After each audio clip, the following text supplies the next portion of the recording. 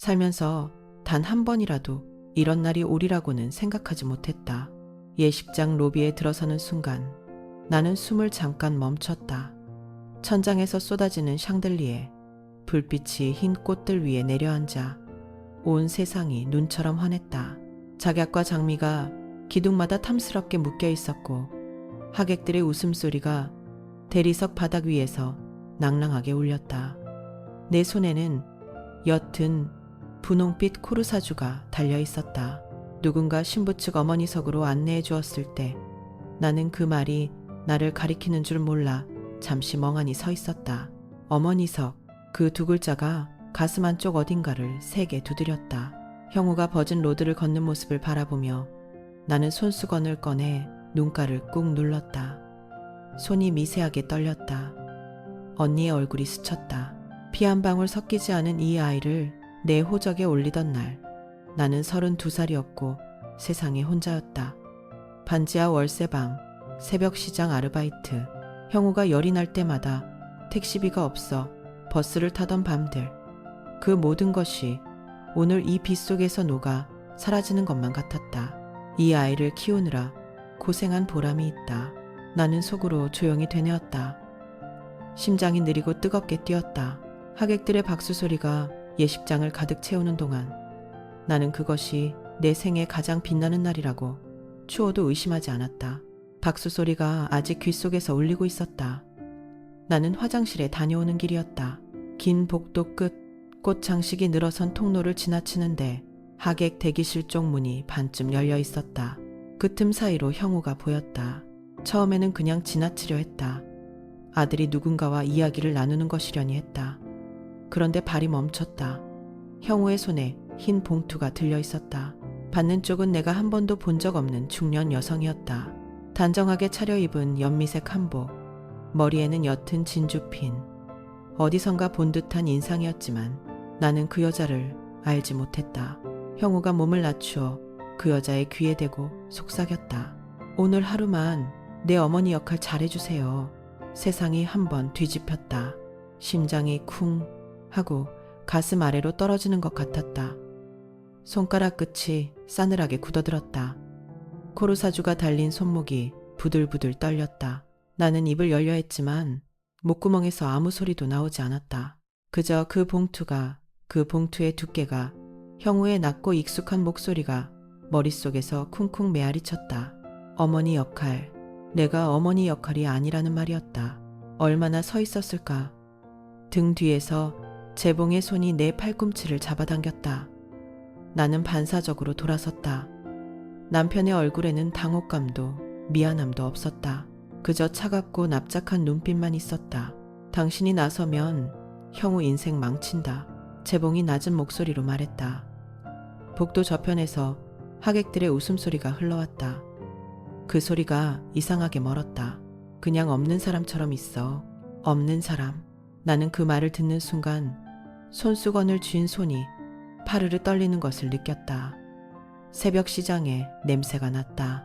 형우가 열이 펄펄 끓던 밤, 택시비가 없어 버스를 기다리던 정류장에 바람이 났다. 언니의 얼굴이, 언니가 마지막으로 나에게 남긴 그 아이의 얼굴이 눈앞에서 겹쳤다가 사라졌다. 그 말이 채 끝나기도 전에 나는 눈을 감았다. 어둠 속에서 언니가 보였다. 희정 언니는 서울대 사범대를 수석으로 졸업했다. 우리 동네에서 그런 사람이 나온 건 언니가 처음이었다.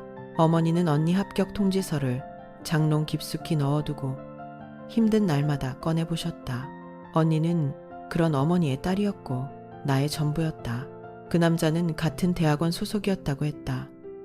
언니가 처음으로 사랑한 사람이었다. 언니는 내게 한 번도 그 이름을 말하지 않았다.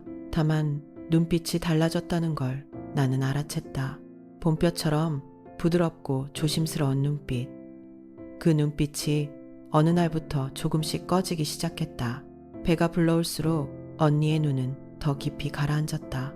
남자는 언니가 임신 사실을 알린 날 이후로 연락을 끊었다. 결혼한 몸이었다고 나중에야 알았다. 언니는 그 사실을 알면서도 내게 아무 말도 하지 않았다. 혼자 사귀고, 혼자 낳고, 혼자 무너졌다. 형우가 태어난 지 사흘째 되던 새벽이었다. 나는 산부인과 복도에서 잠들었다가 간호사의 비명소리에 눈을 떴다. 달려간 병실 안에서 언니는 이미 차가워져 있었다. 신생아실 유리창 너머로 형우가 울고 있었다. 세상에 나온 지 사흘밖에 안 된 아이가 제 어미가 떠난 것도 모르고 울고 있었다. 나는 두 다리에 힘이 풀려 바닥에 주저앉았다. 무릎이 차가운 리놀륨 바닥에 닿는 감각이 느껴졌다. 아무 소리도 나오지 않았다. 울음조차 나오지 않았다. 그저 심장이 쿵쿵쿵 너무 느리게 뛰었다. 숨이 들어오지 않았다. 언니의 이름을 불렀는지 부르지 않았는지도 기억나지 않는다. 형우를 처음 아는 건 그로부터 2시간 뒤였다. 간호사가 아이를 내 팔에 얹어주었다. 25살. 아이를 안아본 적도 없던 내 팔 위에서 형우는 눈을 꼭 감고 있었다. 손가락이 5개였다. 발가락도 5개였다. 귀가 작았다. 언니의 귀를 닮아 있었다. 그 귀를 만지작거리며 나는 속으로 언니에게 말했다. 내가 키울게. 내가 키울게 언니. 그리고 나는 정말로 키웠다. 30년이 흘렀다. 결혼식 다음 날 아침이었다. 나는 어젯밤 혼자 돌아온 좁은 방에서 눈을 떴다. 창밖으로 늦가을 햇살이 비스듬히 들어왔다. 어제 예식장에서 형우 옆에 서 있던 여자, 아니 내가 단 한 번도 제대로 눈을 맞추지 못했던 며느리의 얼굴이 머릿속에 어른거렸다. 나는 형우에게 전화를 걸었다. 오늘쯤은 잠깐이라도 얼굴을 볼 수 있을 것 같았다. 신혼부부의 아침을 방해하는 것 같아 손가락이 머뭇거렸지만 그래도 눌렀다. 형우가 받았다. 어머니, 지금 채은이 부모님 댁에 와 있어요. 목소리가 낮고 단단했다. 어딘가 서두르는 기색이 섞여 있었다. 그래, 잘 됐다. 나도 인사라도. 어머니, 형우가 내 말을 잘랐다. 조용하고 정확하게 마치 메스로 살을 가르듯이 당분간 연락하지 마세요. 채은이, 부모님이 알면 안 되니까요. 그것뿐이었다. 전화는 끊겼다. 나는 한동안 수화기를 귀에 댄 채로 서 있었다. 손이 떨리고 있었다. 처음에는 그게 추위인 줄 알았다. 보일러를 안 켰나 싶어 발을 내려다봤는데 발바닥이 차가운 장판에 붙어 있었다. 그때 알았다. 추운 게 아니었다. 심장이 이상하게 뛰고 있었다. 너무 빠르지도 너무 느리지도 않게 그냥 텅 빈 것처럼 뛰고 있었다. 30년 새벽 복도에서 무릎이 꺾이던 그날부터, 분유값을 벌기 위해 새벽 시장 바닥을 쓸던 날들부터, 형우의 입학식 날 혼자 찍어준 사진들부터, 의대 합격 통보를 받던 날 부엌 바닥에 주저앉아 소리 없이 울던 그 밤까지 나는 채은이 부모님이 알면 안 되는 사람이었다. 채은이 부모님이 알면 안 되는 사람. 나는 그 말을 며칠 동안 삼켰다. 밥을 먹을 때도, 잠을 청할 때도, 새벽에 눈이 떠져 천장을 바라볼 때도 삼키고 또 삼켰다. 그러다 어느 순간 스스로에게 물었다. 형우가 틀린 말을 한 건가? 초등학교 졸업장 하나 달랑 들고 있는 내가 의사 집안 사돈 앞에 나타나면 형우한테 짐이 되는 거 아닌가? 그 생각이 한번 뿌리를 내리자 뽑아낼 수가 없었다. 나는 먼저 연락하지 않기로 했다. 형우가 원하는 대로. 그게 내가 해줄 수 있는 마지막 배려라고. 그렇게 스스로를 달랬다. 그렇게 2달쯤 지났을까. 재봉이 저녁상을 물리고 나서 서류 봉투를 식탁 위에 올려놓았다. 아무렇지 않은 얼굴이었다. 오히려 그게 더 이상했다. 형우가 그러는데 집 공동명의 서류 좀 다시 정리하자고 하더라고. 은행 쪽에서 뭐가 복잡하다나. 나는 봉투를 내려다봤다. 손끝이 서늘해졌다. 갑자기? 요즘 바쁜 애한테 우리가 맞춰줘야지. 도장만 찍으면 돼.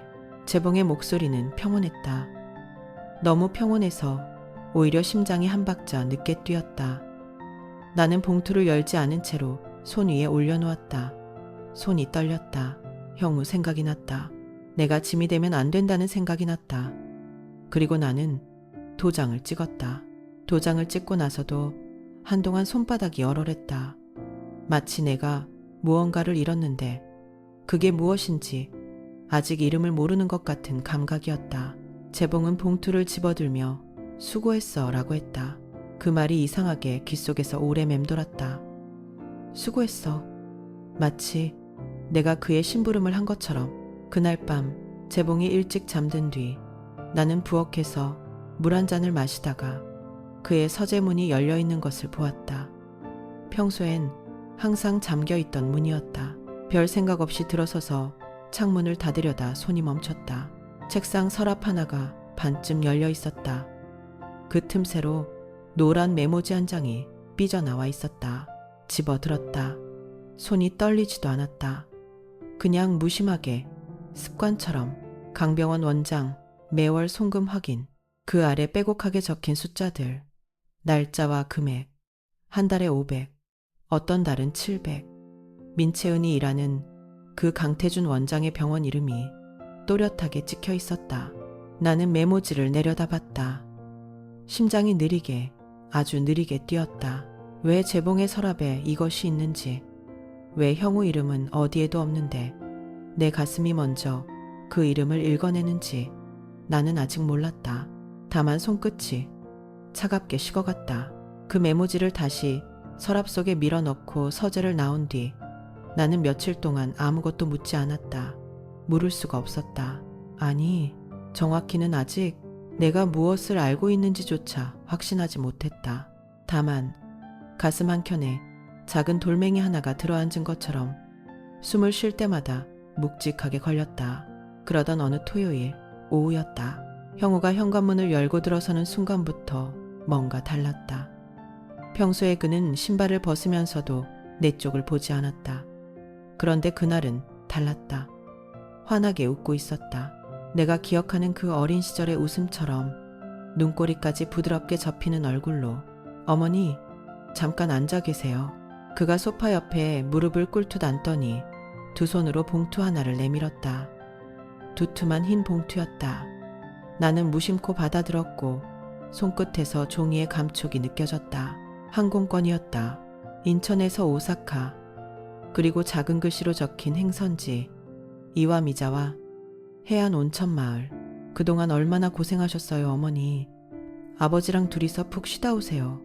숙소도 다 제가 잡아뒀어요. 바다 바로 앞이에요. 목소리가 따뜻했다. 너무 따뜻해서 오히려 손이 아주 미세하게 떨렸다. 나는 그것을 감추려고 봉투를 두 손으로 꼭 쥐었다. 재봉은 옆에서 벌써 눈가를 훔치고 있었다. 우리 형우가 이런 아들이야, 여보. 나는 형우의 얼굴을 바라봤다. 그 눈 속에서 무언가를 찾으려 했다. 균열 하나, 흔들림 하나. 그러나 그의 눈은 맑았다. 무서울 만큼 맑았다. 고맙다. 나는 그렇게만 말했다. 심장이 느리고 차갑게 뛰었다. 마치 그 메모지 위의 숫자들을 다시 읽는 것처럼. 사흘 뒤 나는 재봉의 손을 잡고 비행기에 올랐다. 창밖으로 서울이 멀어지는 것을 보면서 나는 내내 그 봉투를 처음 받아들었을 때의 손끝을 생각했다. 따뜻해야 할 아들의 선물이 왜 그토록 차가웠는지를. 이와미자와의 밤은 서울보다 훨씬 깊었다. 파도 소리가 숙소 창문을 두드렸고 나는 좀처럼 잠을 이루지 못한 채 천장을 바라봤다. 재봉은 내 옆에서 고른 숨을 내쉬고 있었다. 그 숨소리가 이상하게 낯설었다. 20년을 함께 살아온 사람의 숨소리가 오늘 밤만큼은 내가 모르는 언어처럼 들렸다. 새벽 4시였다. 재봉이 먼저 눈을 떴다. 자고 있었어? 목소리가 너무 멀쩡했다. 새벽에 깨어난 사람의 목소리가 아니었다. 나는 눈을 감은 채 대답하지 않았다. 그러자 그가 내 어깨를 흔들었다. 부드럽게, 그러나 집요하게. 희수야, 일어나봐. 여기 해 뜨기 전에 보는 경치가 끝내준다고. 민박 주인이 그러더라고. 우리 나가보자. 나는 눈을 떴다. 재봉의 얼굴이 창으로 스며드는 희뿌연 새벽빛 속에 떠 있었다.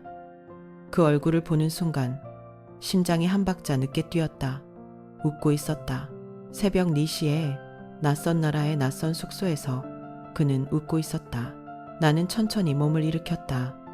두꺼운 잠옷 위에 외투를 걸치면서 손가락이 단추를 잘못 끼웠다. 2번, 3번.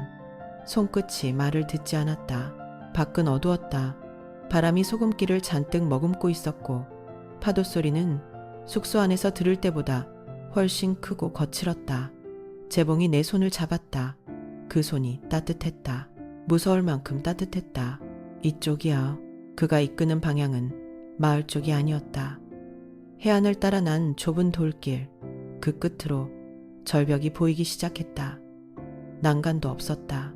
아래로는 검은 바위들이 파도에 씻기고 있었다. 나는 발걸음을 늦췄다.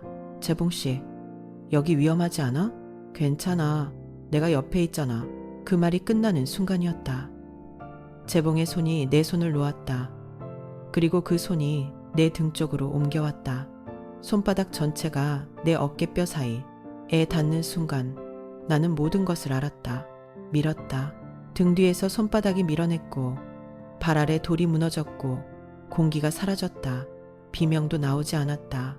그저 검은 하늘이 뒤집히고 바위가 옆구리를 찍고 파도가 입안으로 쏟아져 들어왔다.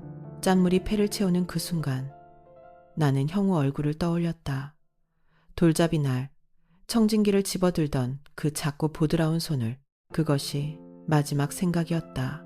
얼마나 지났을까.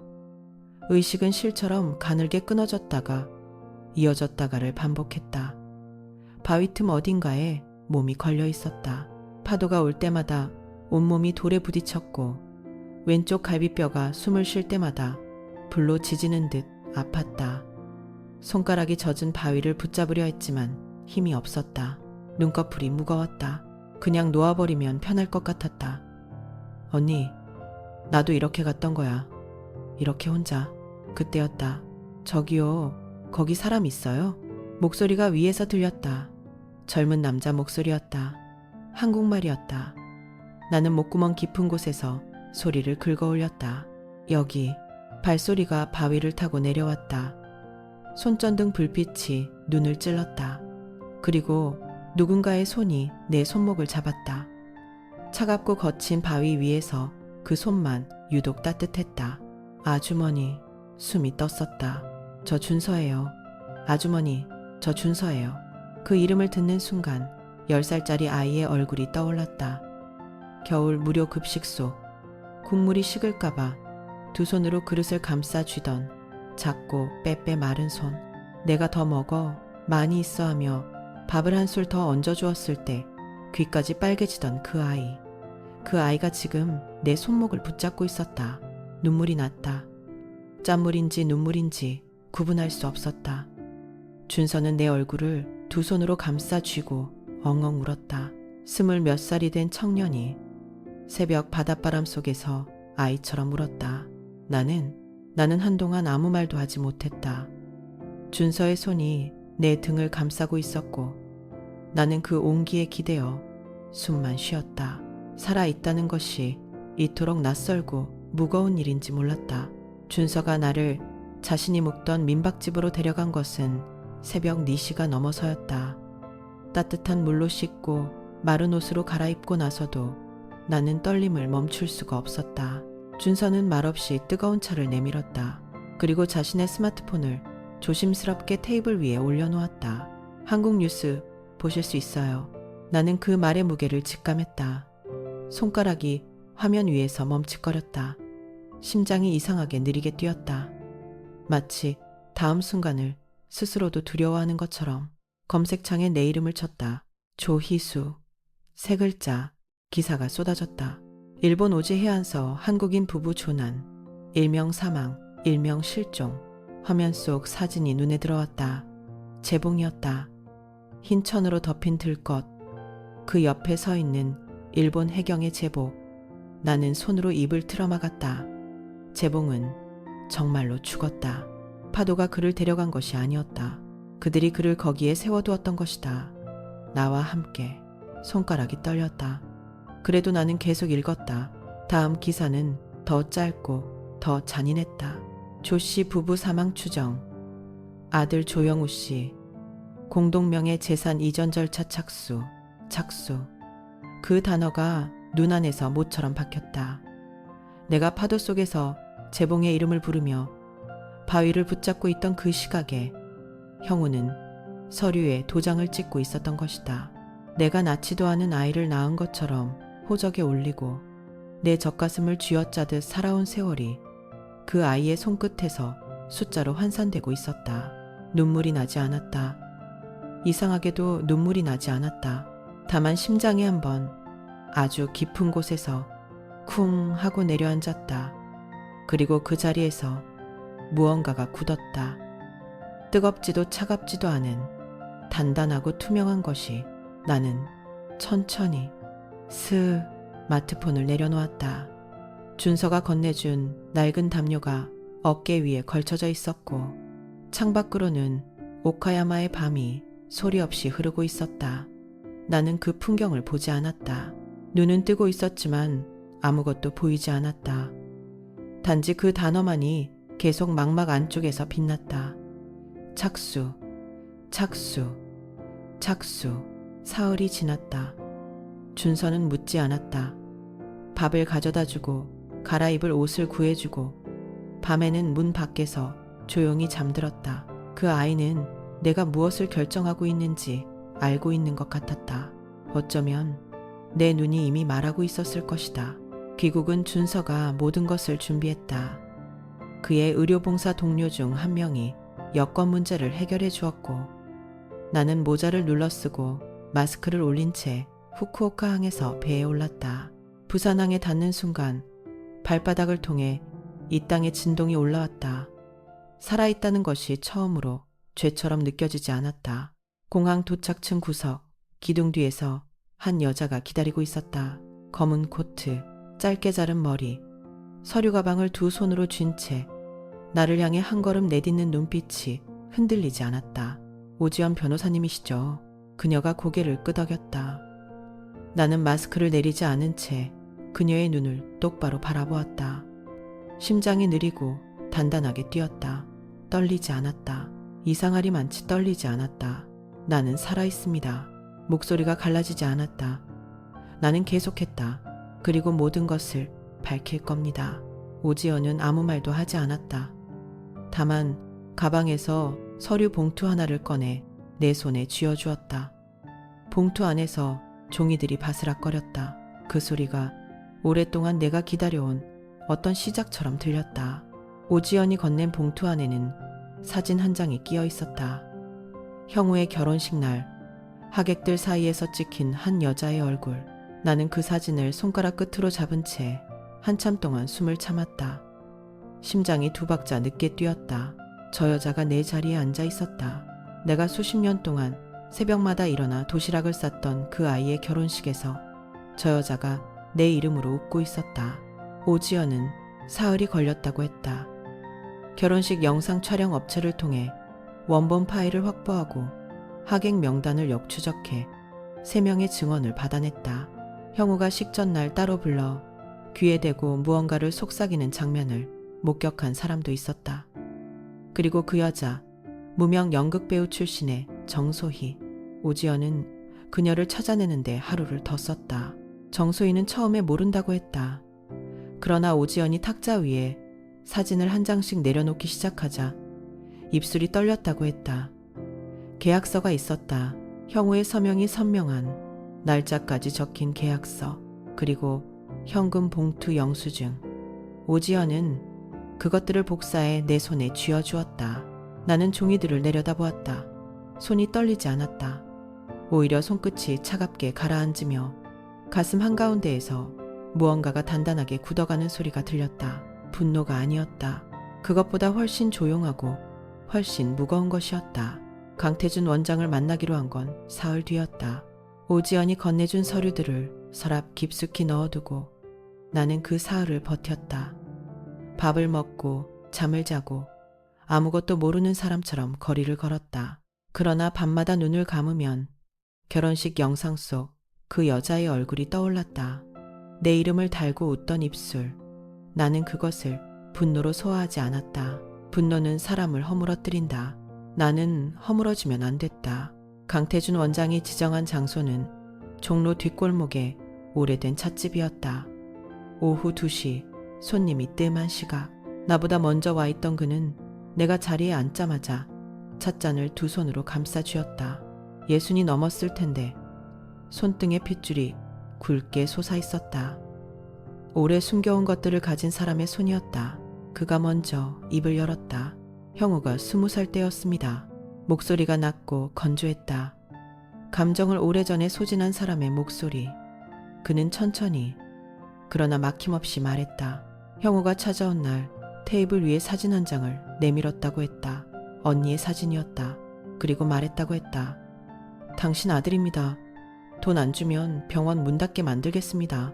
나는 숨을 고르게 유지하려 했다. 그러나 갈비뼈 안쪽에서 무언가가 조여드는 것을 막을 수 없었다. 20살, 내가 그 아이 학비 때문에 야간 청소 일을 뛰던 그 해였다. 강태준은 가방에서 서류 봉투를 꺼냈다. 두툼했다. 20년치 송금 내역, 날짜와 금액이 빼곡한 통장 사본, 그리고 문자 캡처 화면들. 이번 달도 늦으면 기사 뿌린다. 알지? 형우의 번호였다. 나는 그 번호를 외우고 있었다. 내가 직접 개통해줬던 번호였다. 손이 떨리지 않도록 탁자 아래에서 무릎을 꽉 눌렀다. 강태준이 나를 바라보았다. 그의 눈에 사죄가 있었는지 두려움이 있었는지 나는 구별하지 않았다. 지금 이 자리에서 그것은 중요하지 않았다. 중요한 것은 내 손 위에 놓인 이 종이들. 이틀이 지났다. 강태준이 건네준 서류 봉투는 이제 변호사 사무실 금고 안에 있었고 나는 그것이 거기 있다는 사실만으로도 밤마다 가슴 한쪽이 묵직하게 가라앉는 것을 느꼈다. 증거는 쌓이고 있었다. 그러나 아직 형우와 채은 사이에 고리가 끊겨 있었다.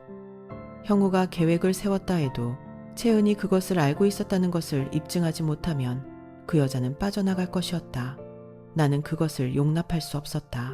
변호사 정 선생이 전화를 걸어온 것은 목요일 오후였다. 목소리가 평소보다 낮고 단단했다. 통화 기록이 나왔습니다. 나는 손을 무릎 위에 가지런히 모았다. 심장이 한 박자 늦게 뛰었다. 검찰 측에서 형우 씨 휴대폰 통신 내역을 확보했는데 일본 출발 사흘 전 채은 씨와의 통화가 12분가량 있었습니다. 그리고 녹취가 있어요. 녹취. 그 단어가 귓속에서 천천히 가라앉았다. 나는 숨을 들이마셨다. 정 선생이 파일을 재생했다. 스피커 너머로 형우의 목소리가 흘러나왔다. 내가 수십 년을 들어온 그 목소리였다. 열이 나던 밤 이마를 짚어주던 손과 같은 몸에서 나온 목소리. 일본 신고 타이밍은 내가 맞출게. 재산 이전 서류는 네가 준비해. 나는 그 순간 손끝이 차가워지는 것을 느꼈다. 손톱 밑까지. 채은의 대답은 짧았다. 알겠어. 그게 전부였다. 알겠어. 두 글자. 나를 바다 밑으로 보내는데 동의하는데 두 글자면 충분했던 것이다. 정 선생이 말을 이었다. 채은 씨는 몰랐다고 주장할 수 없게 됐습니다. 재산 이전 서류를 직접 준비했다는 정황도 나왔고요. 나는 대답하지 않았다. 창밖으로 늦가을 햇살이 비스듬히 들어오고 있었다. 따뜻해 보였지만 유리를 통과한 빛이라 온기가 없었다. 나는 그 빛을 바라보며 생각했다. 채은아, 너는 그 남자가 무슨 짓을 꾸미는지 알면서도 서류를 준비했구나. 시어머니의 죽음을 장부에 올렸구나. 눈물은 나오지 않았다. 이미 다 말라 버려진 것이다. 나는 그날 밤 그 사실을 비로소 몸으로 받아들였다. 머리가 아니라 몸으로. 정 선생이 파일을 닫고 나간 뒤에도 나는 한참 그 자리에 앉아 있었다. 유리창을 통과한 햇살이 바닥 위에서 천천히 이동했다. 나는 그 빛의 이동을 눈으로 쫓으며 생각했다. 형우는 지금 무엇을 하고 있을까? 그 답은 사흘 뒤 정 선생이 건네준 사진 한 장에 담겨 있었다. 병원이었다. 강태준 원장의 이름이 새겨진 현판이 걸린 건물. 정 선생의 탐문 결과 그날 오후 형우가 그 건물 안으로 들어갔다는 것이었다. 나는 사진을 손에 쥐고 가만히 들여다봤다.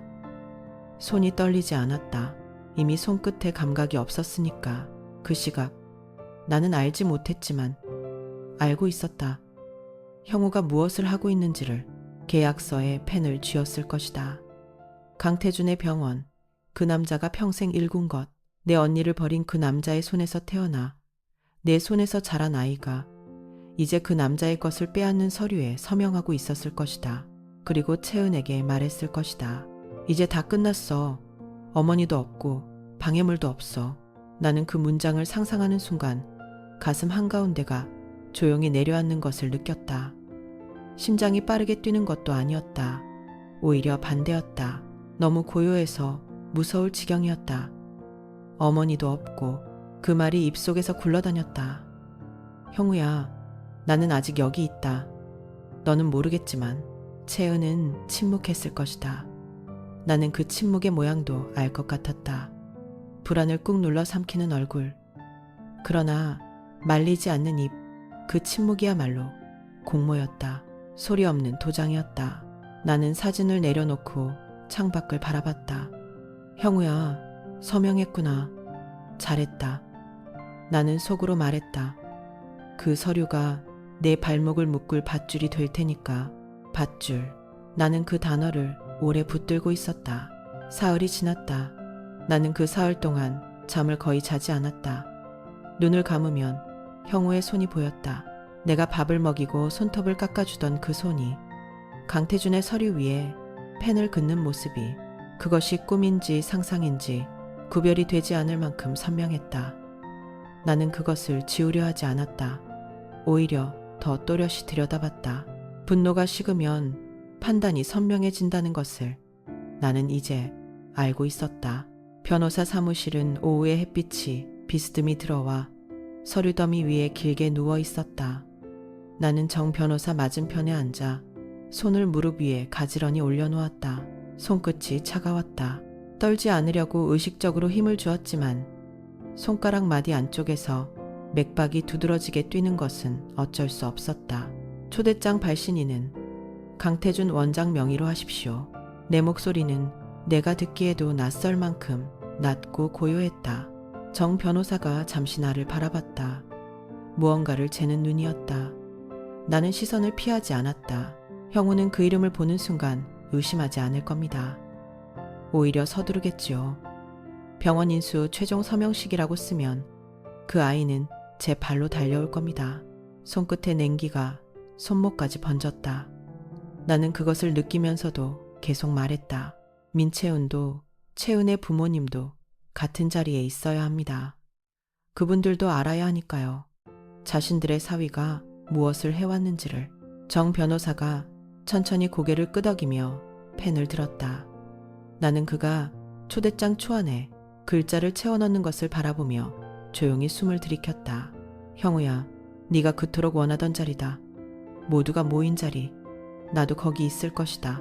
그날 이후 며칠이 어떻게 지나갔는지 나는 잘 기억하지 못한다.